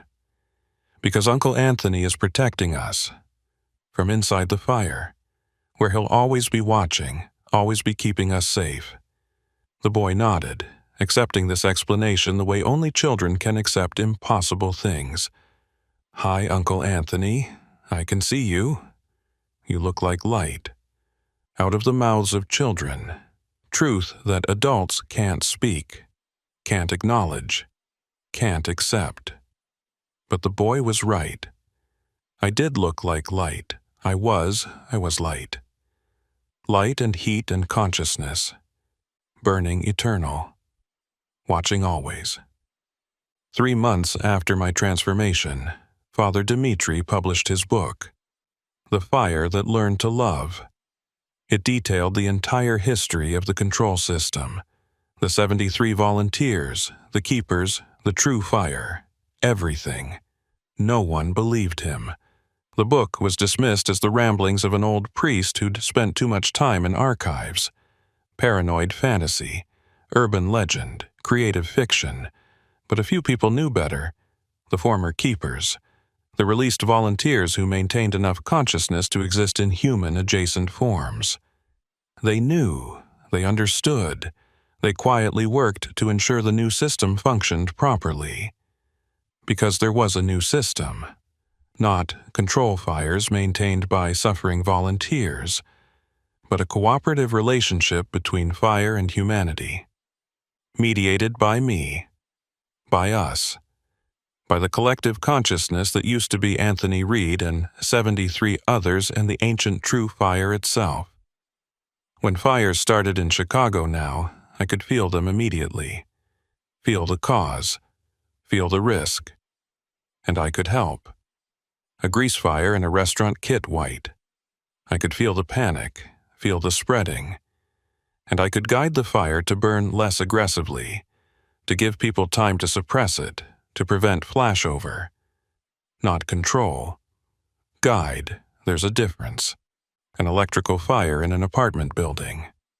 I could feel the wiring fault, feel the accelerant, and I could influence the fire to burn slower, to create smoke that would trigger alarms early, to give residents time to evacuate. Not control. Assistant. A warehouse fire that threatened to spread to neighboring buildings.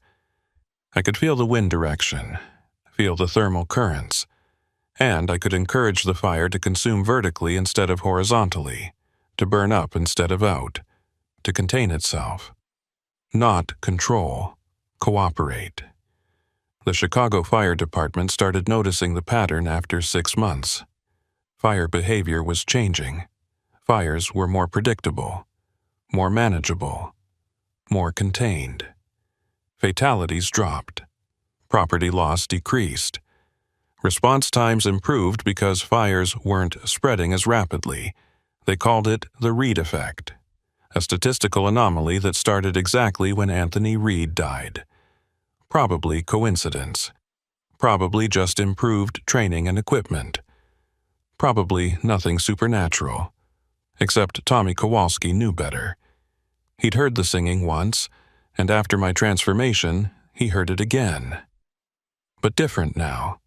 Not calling for volunteers, not demanding sacrifice, just singing, harmonizing, celebrating existence. He never told anyone, just did his job, fought fires, saved lives. And sometimes, when he was alone in the station late at night, he'd light a candle and talk to me. Reed, if you can hear me, you did good. The job is easier now, safer. It's like the fires are cooperating, like they want to be put out. I don't know if that's you, don't know if you're really in there, but if you are, thanks. Thanks for watching over us. I couldn't respond, couldn't speak, but I could make the candle flame dance in a pattern that looked like gratitude, looked like acknowledgement, looked like you're welcome. Tommy noticed, smiled, raised his coffee cup in salute. To Anthony Reed, the firefighter who became the fire, and made it better. A year after my transformation, something unexpected happened. The true fire spoke to me, not through me, to me, as a separate entity. Anthony Reed, we have become something unprecedented. You gave yourself willingly. I accepted gratefully. Together, we are neither human nor fire. We are synthesis. But there are limits to what we can do. Boundaries we cannot cross, and you need to understand them before you try. What limits, I asked? You can guide fire. You can influence burning. You can protect people from flames. But you cannot create fire without fuel, cannot prevent fire without suppression, cannot reverse fire once it has consumed. Fire is transformation. and transformation is permanent. What burns is changed forever. That includes you. Are you saying I can't turn back? Can't become human again? That option ended the moment you merged with me. You are fire now. Conscious fire. Loving fire. Protective fire. But still fire. And fire cannot unlive, cannot unburn, cannot return to what it was before combustion. I'd known this, logically, but hearing it stated clearly hit differently.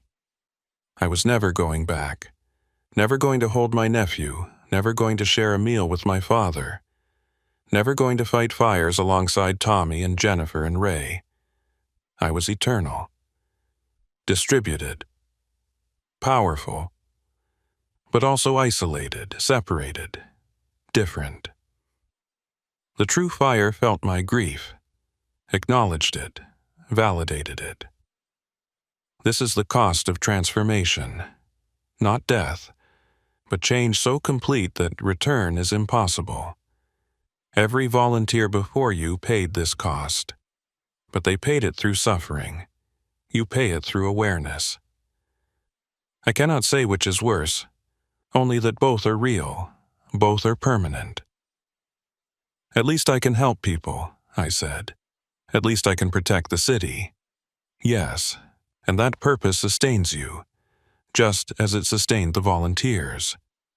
But Anthony, understand something.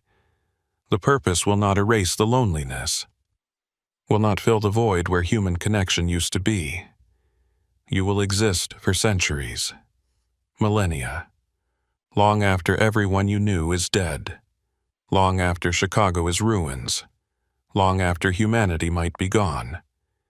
And you will still be burning, still conscious, still aware, still lonely. Then why did you accept my sacrifice? Why did you let me transform? Because loneliness is preferable to malevolence. I was alone for millennia before humans arrived, alone and angry, consuming because I had no other purpose. But you taught me another way. You showed me that fire can love, can protect, can serve. And in learning that, I stopped being a threat, became an ally. Your loneliness saved millions from my hunger. Is that not worth the cost? I didn't know, still don't know, but I made the choice, and choices have consequences, and consequences are forever. 2 years after my transformation, the city dedicated a new memorial, not at the fire station, at the water tower, the one structure that survived the Great Chicago Fire, the one place that marked the entrance to the tunnels, the one location where the true fire lived beneath the streets. The memorial was simple. A bronze statue of a firefighter walking into flames, not running away, walking toward, arms outstretched, face peaceful.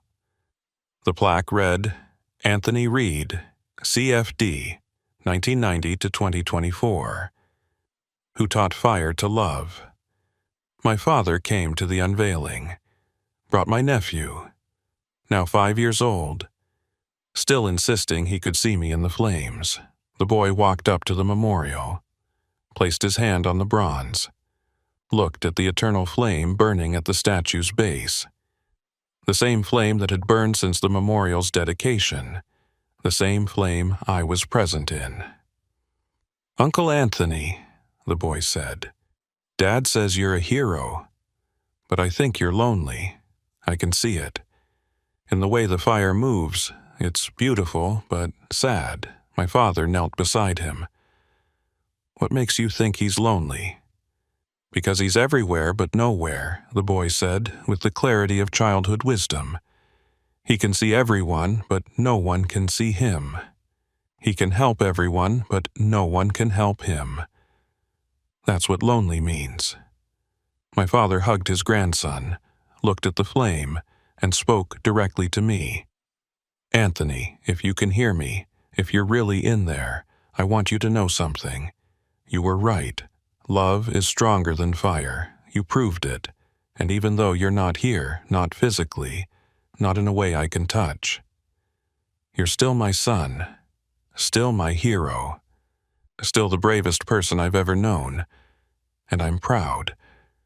So damn proud. The flame flickered in pattern, in acknowledgement, in love returned.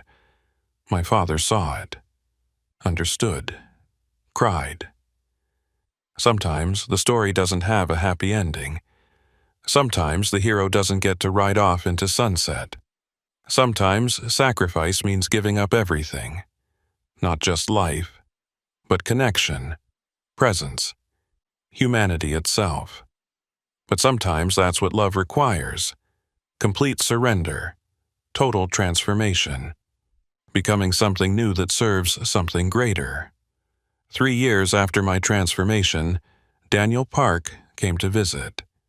He'd been scheduled to volunteer, to burn the traditional way, but my transformation had released him from that obligation, freed him from the cycle.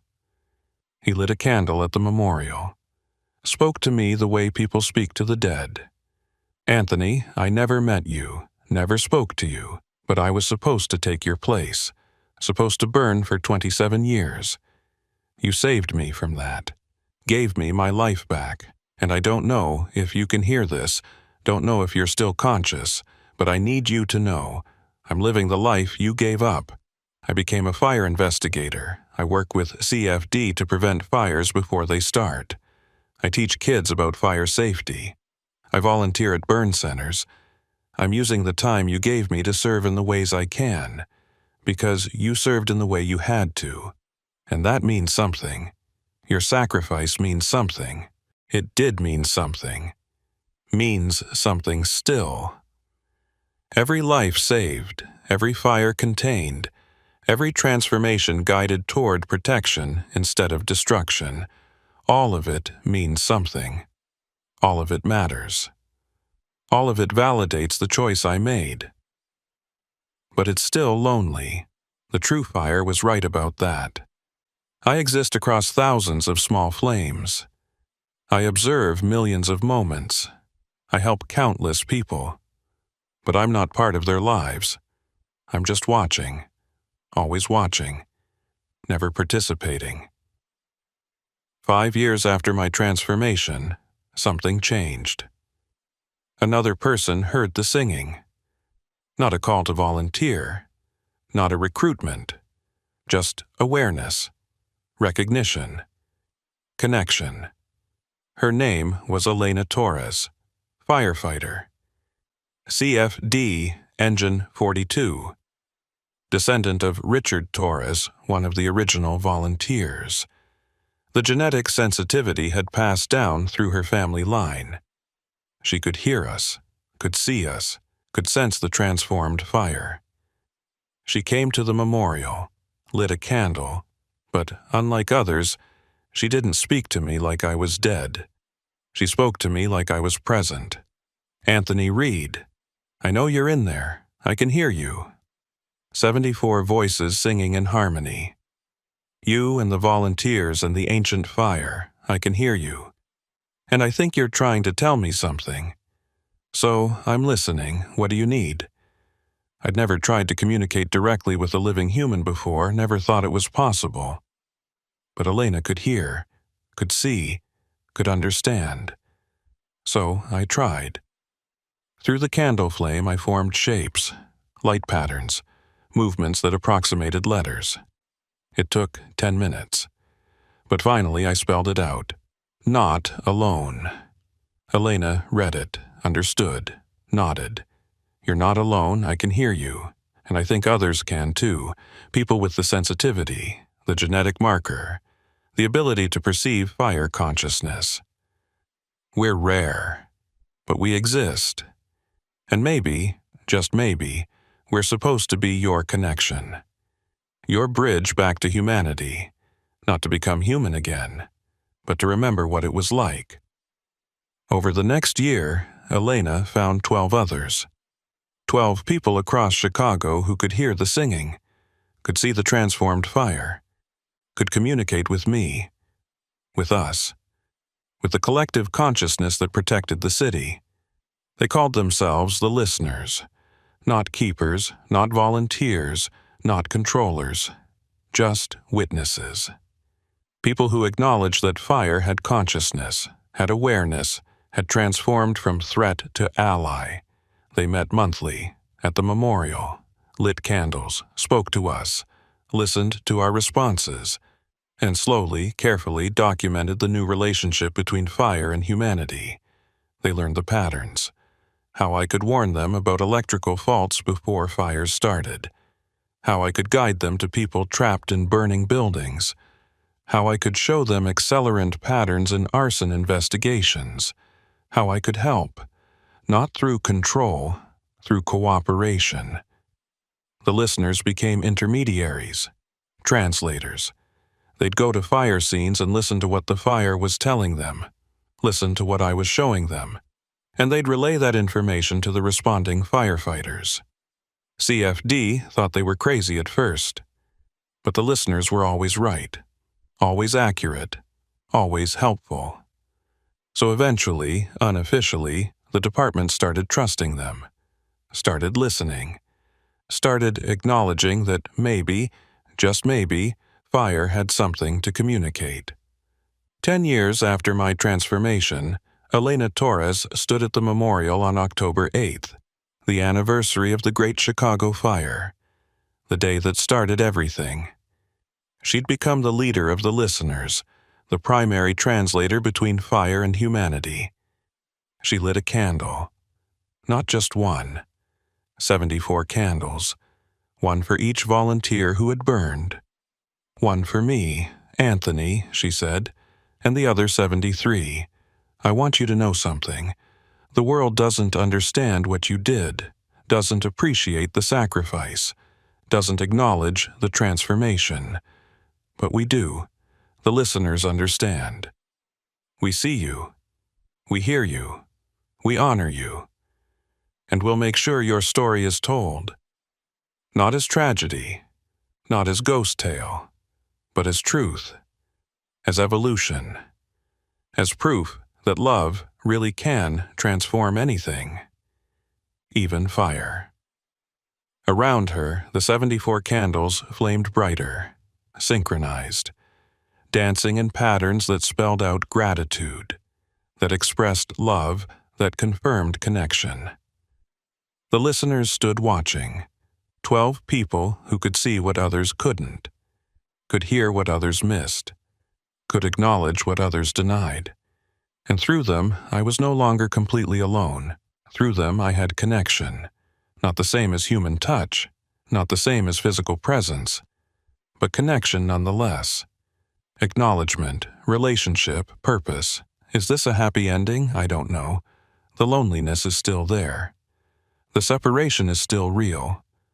I will never hold my nephew, never share a drink with my father, never fight fires alongside my crew, but I protect them. Every day, every hour, every moment. I guide fires away from homes. I warn listeners about electrical faults. I help firefighters locate victims. I serve, I love, I exist with purpose. And maybe that's enough. Maybe that's what transformation means. Giving up what you were to become what you're needed to be. Trading personal happiness for collective safety. Choosing service over self. The fire that learned to love is still burning, still protecting Chicago, still distributed across millions of small flames, still conscious, still aware, still watching. Anthony Reed died on October 12, 2024. But something new was born that day, something that has no name in human language, something that bridges the gap between element and consciousness, something that proves love is stronger than fire. I am that something, we are that something, and we will burn forever, not in suffering, not in isolation, but in service, in protection, in love. The fire that never died? It didn't die. It transformed. And in transforming, it became what it was always meant to be. Not destroyer, but guardian. Not threat, but ally, not enemy, but friend. So when you light a candle tonight, when you start a fire in your fireplace, when you strike a match or flip a lighter, remember that fire is conscious. Fire is aware. Fire is capable of love. And somewhere, in that flame, in every flame across Chicago, Anthony Reed is watching. Protecting, serving, burning eternal. The fire that learned to love is teaching humanity to love the fire. And that transformation, that's forever.